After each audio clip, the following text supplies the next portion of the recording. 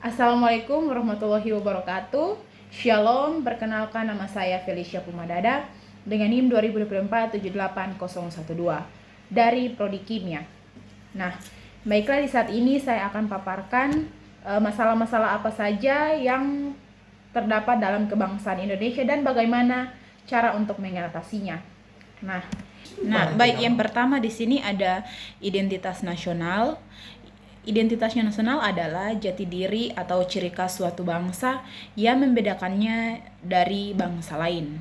Nah, ciri khasnya itu seperti nilai-nilai budaya, sejarah, bahasa, agama, dan simbol-simbol yang dianut bersama oleh suatu komunitas dan membentuk kesadaran kolektif mereka sebagai satu kesatuan.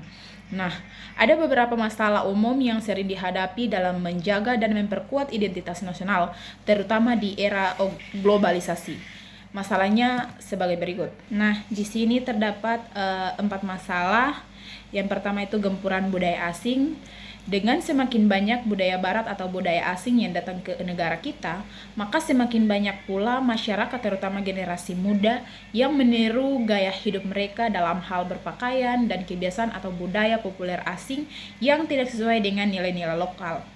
Nah, yang kedua itu ada krisis nasionalisme, di mana pudarnya rasa cinta tanah air dan penghayatan terhadap sejarah perjuangan bangsa, nilai-nilai Pancasila, dan kebudayaan sendiri. Ini dapat menyebabkan lunturnya rasa nasionalisme. Nah, yang ketiga itu ada kurangnya literasi sejarah dan budaya.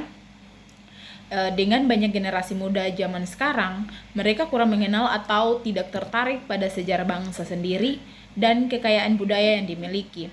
Ini membuat mereka mudah terpengaruh oleh hal-hal dari luar tanpa memiliki fondasi yang kuat.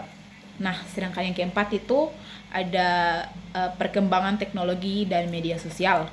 Nah, meskipun media sosial ini memiliki dampak positif, tetapi dia juga memiliki dampak negatif dengan lewat media sosial ini dapat menyebabkan penyebaran informasi yang tidak valid dengan konten-konten negatif, hoax, atau ideologi yang bertentangan dengan identitas nasional.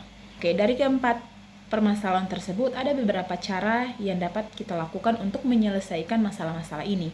Nah, yang pertama itu dengan kita melakukan pendidikan dan pembudayaan sejak dini, dan yang kedua itu menguatkan peranan keluarga dan komunitas. Yang ketiga itu pelestarian dan promosi budaya, dan yang keempat itu memanfaatkan teknologi untuk penguatan identitas, dan yang kelima kita dapat melakukan pengenalan nilai-nilai Pancasila.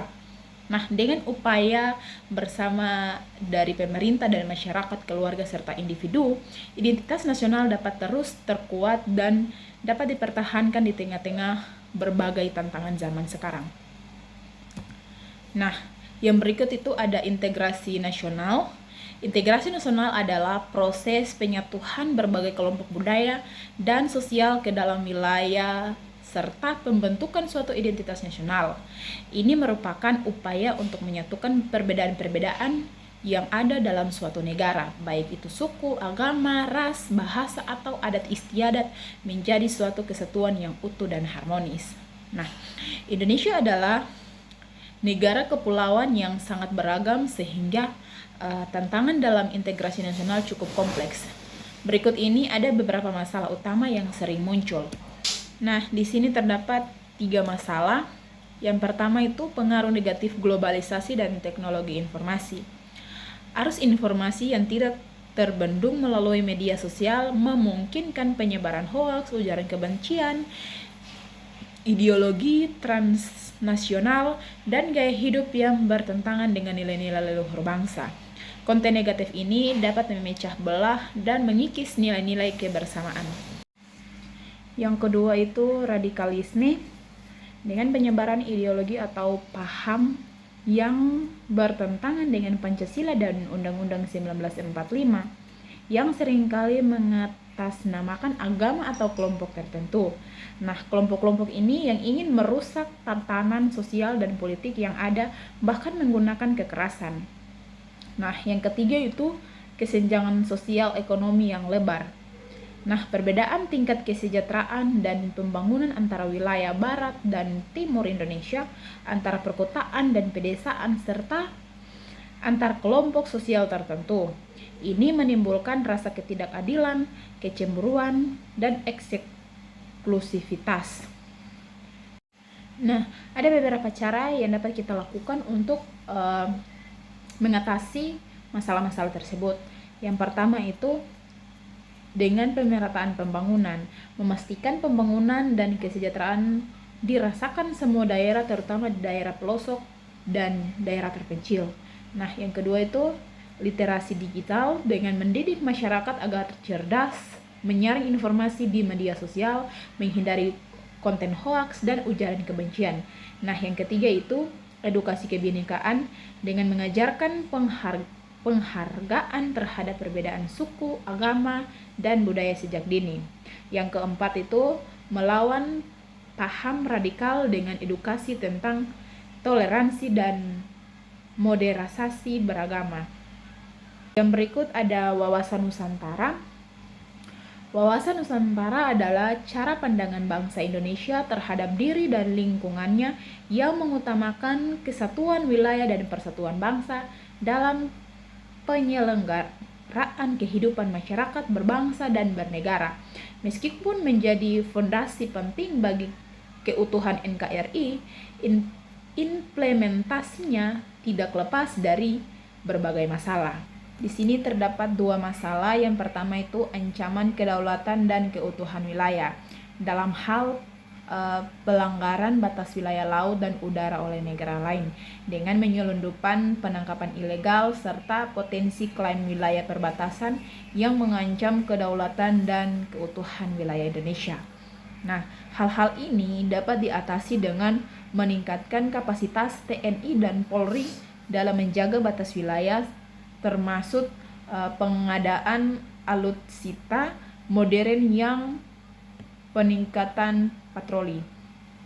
Yang kedua ada diplomasi dan perundingan internasional, mengintensifkan perundingan dengan negara tetangga terkait batas wilayah dan kerjasama keamanan regional.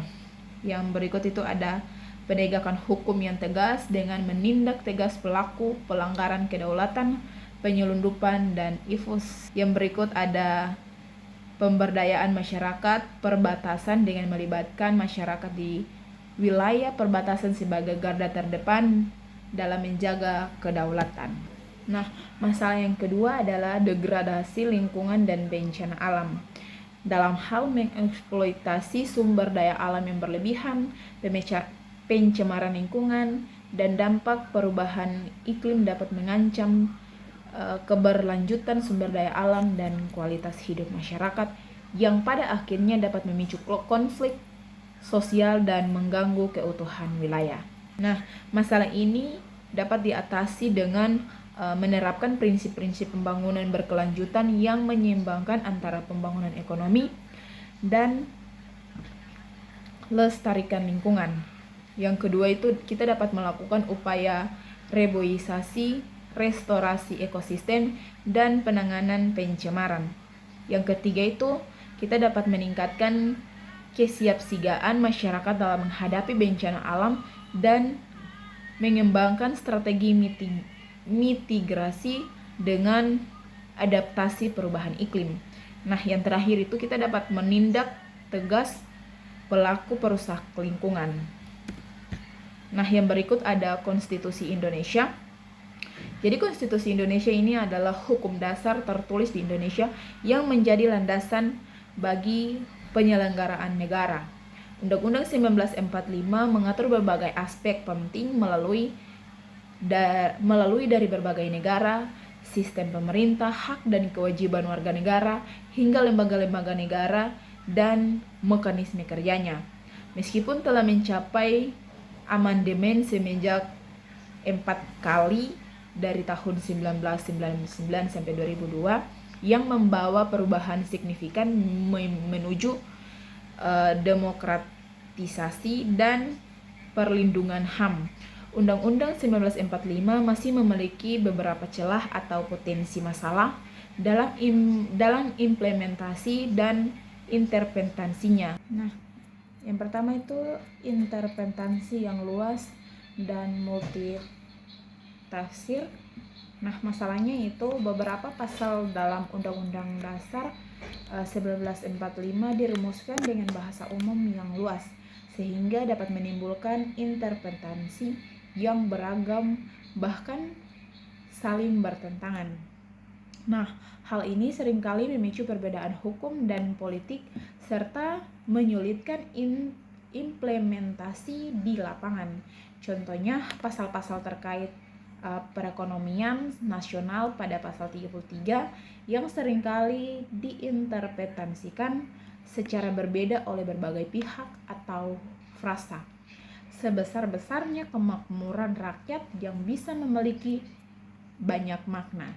Nah, jadi masalah ini kita dapat menyelesaikan dengan peran aktif Mahkamah Konstitusi atau MK dengan harus lebih proaktif dalam mengeluarkan putusan-putusan yang lebih detail dan menjadi pedoman interpretasi bagi pasal-pasal yang ambigu, sehingga mengurangi ruang multitafsir.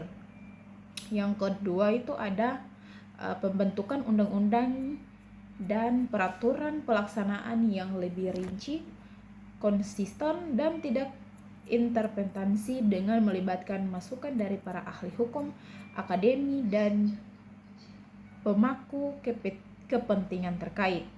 Yang terakhir itu kita dapat meningkatkan literasi hukum di kalangan masyarakat umum, aparat penegak hukum, dan politisi agar pemahaman terhadap konstitusi lebih seragam dan sesuai sebagai reformasi.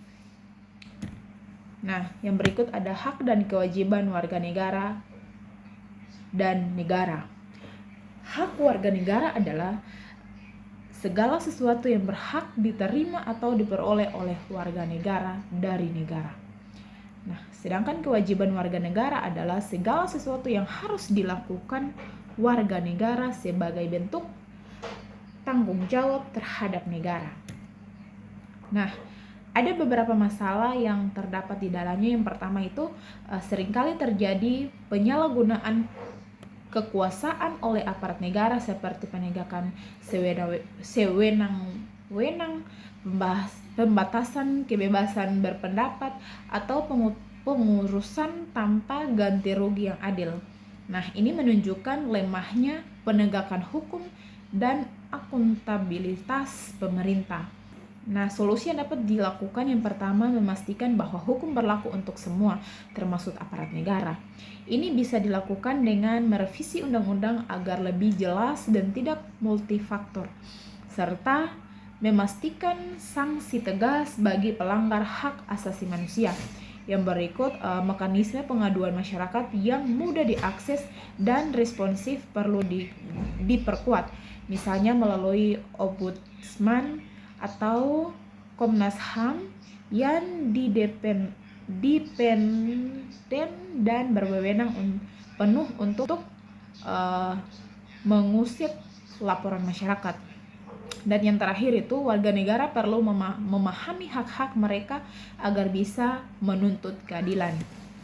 Nah, yang kedua itu ada korupsi dan nepotisme, di mana korupsi dan nepotisme adalah penyakit kronis yang mengerogoti hak warga negara atas pelayanan publik yang adil dan merata.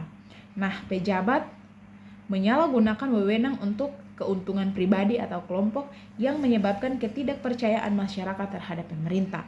Nah, solusi yang dapat kita lakukan yaitu dengan memberi Komisi Anti Korupsi atau misalnya KPK keuntungan penuh dengan independasi untuk menyelidiki dan menuntut kasus korupsi.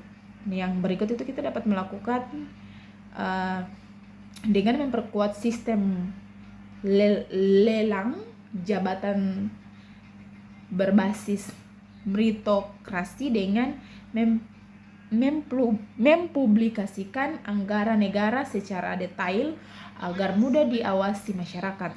Yang berikut itu ada menerapkan hukum berat bagi koruptor, termasuk penyitaan aset.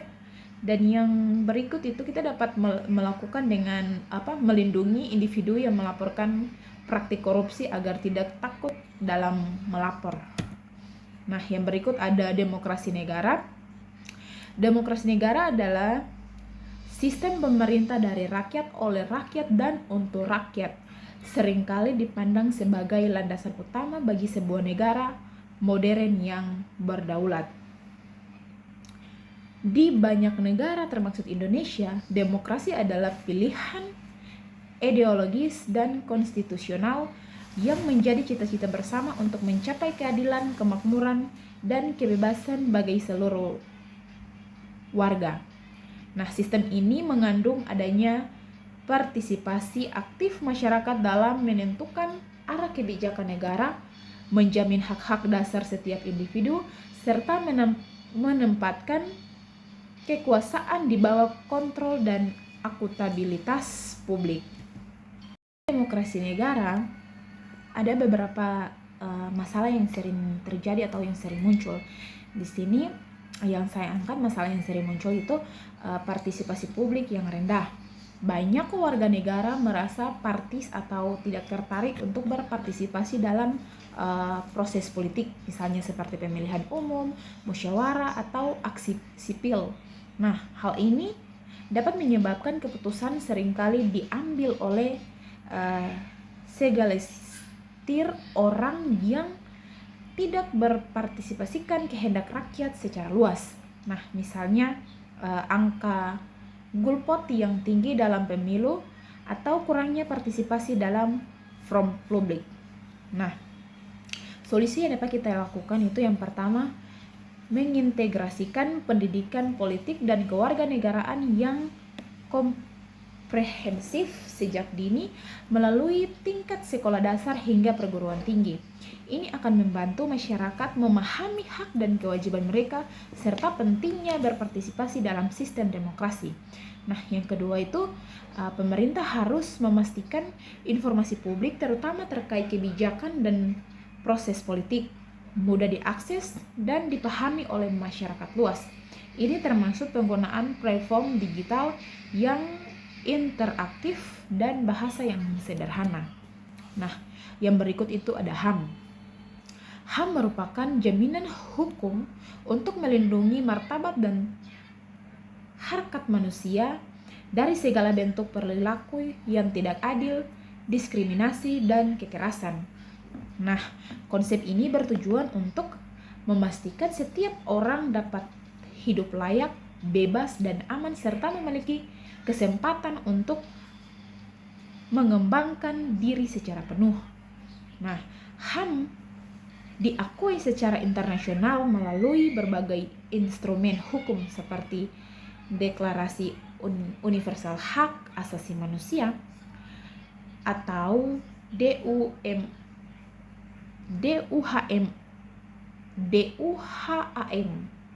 Nah, berikut masalah yang sering terjadi dan bagaimana cara mengatasinya. Di sini masalah yang sering muncul itu kebebasan berpendapat dan berekspresi. Nah, meskipun dijamin konstitusi ruang kebebasan berpendapat dan berekspresi seringkali terbatas oleh berbagai faktor, seperti penggunaan UU ITE yang berlebihan untuk mengkriminalisasi kritik, pembuaran paksa untuk rujuk rasa, atau intimidasi terhadap aktivitas dan jurnalis. Nah, solusi yang dapat dilakukan itu yang pertama ada merevisi pasal-pasal kerat dalam UU ITE yang berpotensi membatasi kebebasan berpendapat dan berekspresi. Yang kedua, memberikan perlindungan hukum yang kuat bagi jurnalis, aktivitas, dan pembela HAM dari segala bentuk intimidasi dan kekerasan. Yang ketiga itu kita dapat memberikan pemahaman kepada aparat penegakan hukum dan masyarakat tentang batasan dan koridor hukum dalam menyampaikan pendapat. Nah, yang berikut itu atau yang terakhir kita dapat melakukan upaya dalam mendorong pemerintah untuk lebih terbuka terhadap kritik dan masukan dari masyarakat sipil. Yang berikut ada penegakan hukum Indonesia. Penegakan hukum Indonesia adalah pilar utama sebuah negara untuk hukum yang demokratis.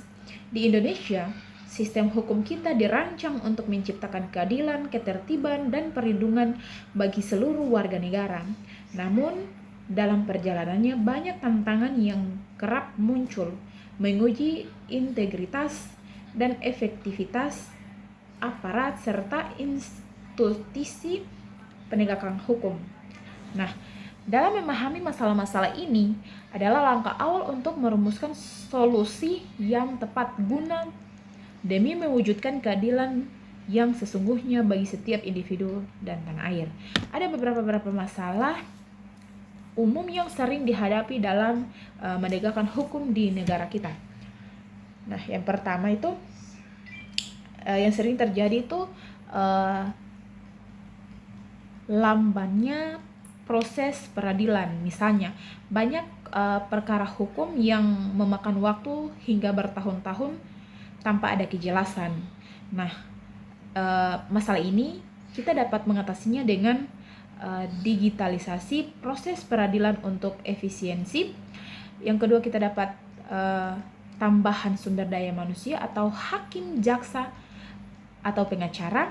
Dan yang terakhir, kita dapat pembatasan waktu penyelesaian khusus sesuai aturan yang tegas. Nah, yang berikut ada otonomi daerah. Pemberian otonomi daerah di Indonesia merupakan upaya desentralisasi kekuasaan untuk mendekatkan pelayanan politik dan pembangunan kepada masyarakat. Namun dalam pelaksanaannya, otonomi tidak luput dari berbagai tantangan dan masalah yang perlu diatasi agar tujuan utamanya tercapai. Nah, berikut ini masalah yang sering terjadi. Yang pertama itu ada keterbatasan sumber daya manusia atau SDM. Nah, banyak daerah masih menghadapi kurangnya SDM dan kualitas terutama dalam bidang perencanaan, pengolahan keuangan, dan inovasi. Hal ini menghambat efektivitas dan tata kelola pemerintah daerah dan pelaksanaan program pembangunan. Nah, solusi yang dapat kita lakukan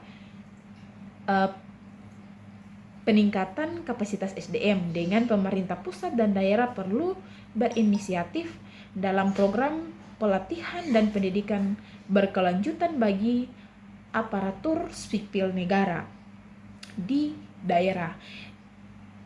Ini biasanya berupa beasiswa, lokar karya, dan pendampingan dari pemerintah atau lembaga terkait. Nah, yang kedua itu kita dapat menerapkan sistem rekrutmen ASN yang lebih transparan dan berbasis komunitas untuk menarik talenta terbaik ke daerah. Nah, yang terakhir kita dapat mendorong kerjasama antar daerah untuk berbagai keahlian dan sumber daya dalam mengatasi keterbatasan SDM. Nah, yang berikut ada perdamaian dunia. Nah, perdamaian dunia adalah dambahan setiap insan, sebuah kondisi ideal di mana konflik bersenjata, kekerasan, dan ketidakadilan tidak lagi menjadi bagian dari realitas global. Namun mewujudkan perdamaian dunia bukan perkara mudah. Beberapa tantangan terus bermunculan melalui dari konflik geopolitik, kemiskinan, ketidaksejahteraan, hingga intoleransi. Meski demikian, upaya perdamaian tidak pernah berhenti dan selalu ada harapan untuk masa depan yang lebih baik. Nah, masalah yang sering muncul tuh yang pertama ada konflik bersenjata. Nah, ini adalah solusi di mana terjadi penggunaan kekerasan fisik secara terorganisir antara dua atau lebih pihak yang bisa berupa negara, kelompok, non-negara, atau kombinasi keduanya. Ini adalah ancaman paling langsung terhadap perdamaian dunia karena penyebabkan hilangnya nyawa, kehancuran infrastruktur, pengungsian massal, dan trauma psikologis yang mendalam. Penyebab umum dari konflik bersenjata adalah perebutan sumber daya, pemberdayaan ideologi atau politik, sengketa wilayah atau batas negara, lemahnya institusi negara. Nah, solusi yang dapat kita lakukan yaitu kita melibatkan diplomasi dan negosiasi untuk mencapai kesepakatan damai dengan pengiriman pasukan penjaga perdamaian oleh PBB untuk memantau pencatatan senjata dan melindungi warga sipil, penegakan hukum internasional untuk akuntabilitas, serta upaya pembangunan perdamaian jangka panjang untuk membangun kembali masyarakat dan mencegah kekerasan berulang. Nah, mungkin itu yang dapat saya paparkan. Sekian dan terima kasih. Assalamualaikum warahmatullahi wabarakatuh.